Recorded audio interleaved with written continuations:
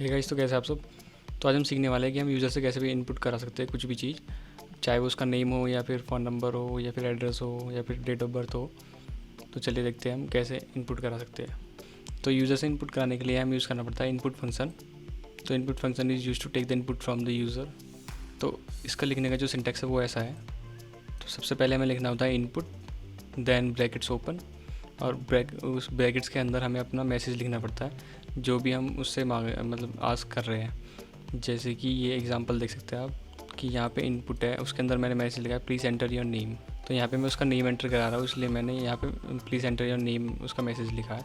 अगर आप उस वैल्यू को रीयूज़ करना चाहते हो तो आप उसे एक वेरिएबल में असाइन कर सकते हैं। जैसे मैंने यहाँ पे वैल्यू में असाइन कर दिया है उसे। अगर मैं यहाँ पे वैल्यू असाइन नहीं करता तो वो सिर्फ यूज़र से इनपुट ले लेता, उसे सेव कर देता, लेकिन मुझे पता नहीं चलता कि मैंने यूज़र ने क्या इनपुट करा है। तो अगर मुझे जानना है यूज़र ने क्या इनपुट करा है तो इसलिए मैं उसे एक आइडेंटिफायर या फिर वेरिएबल में असाइन कर दूंगा, जैसे कि मैंने यहाँ पे करा है। फिर मैं उसकी वैल्यू प्रिंट करा सकता हूँ ऐसे। तो अगर मैं कोई फिक्स इनपुट लेना चाहता हूँ, जैसे कि मैं एक स्ट्रिंग, जो डिफ़ॉल्ट इनपुट होता है वो उसकी वैल्यू स्ट्रिंग ही रहती है, तो यूज़र कुछ भी एंटर कर सकता है, उसमें स्ट्रिंग कर सकता है, इंटीजर कर सकता है या फिर फ्लोट, डेसिमल नंबर कर सकता है।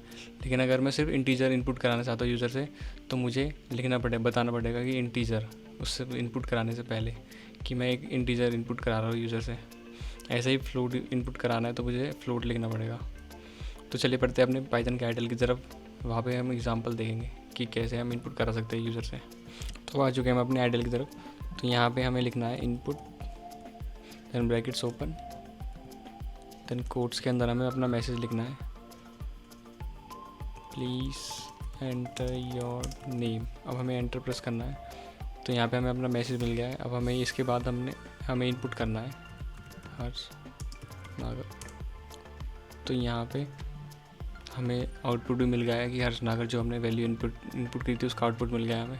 लेकिन अगर मैं इसे रीयूज़ करना चाहता हूँ तो अब मैं इसे रीयूज़ नहीं कर सकता, अब मुझे दोबारा इनपुट कराना पड़ेगा।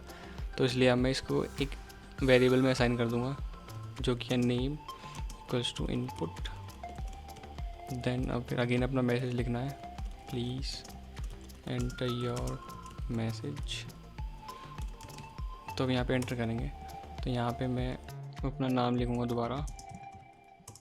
तो यहाँ पे जो नेम वेरिएबल था उसमें एक वैल्यू असाइन हो चुकी है जो कि हमने अभी इनपुट करी थी। तो अब देखते हैं नेम वेरिएबल में क्या वैल्यू असाइन हुई है। उसके लिए हमें लिखना पड़ेगा प्रिंट, देन जो आइडेंटिफायर का नेम था हमारा नेम, देन प्रेस एंटर। तो यहाँ पे देख सकते हैं हर्ष नागर जो है नेम वेरिएबल में उसकी वैल्यू असाइन हो चुकी है जो हमने इनपुट करा था।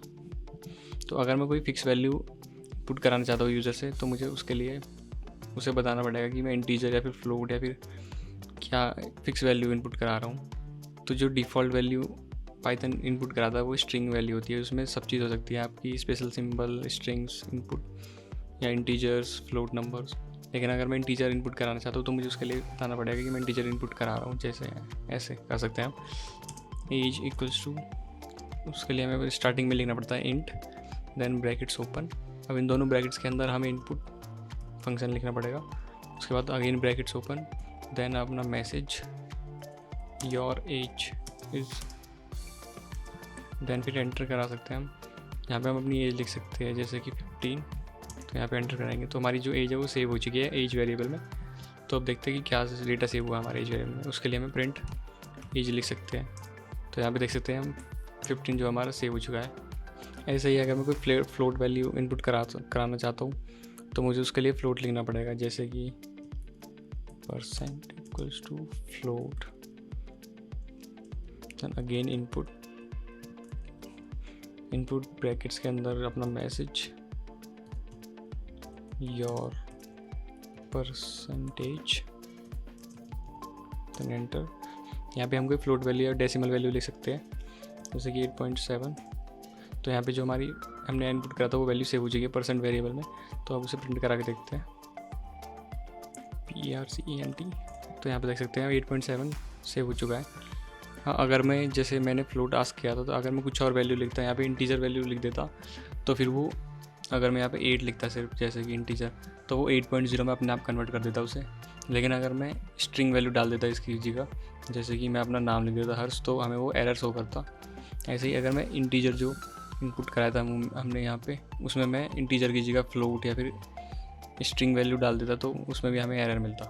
सो आई होप गाइस आपको समझ में आ गया होगा कि कैसे हम यूज़र से इनपुट करा सकते हैं। तो thank you guys for watching this, see you again.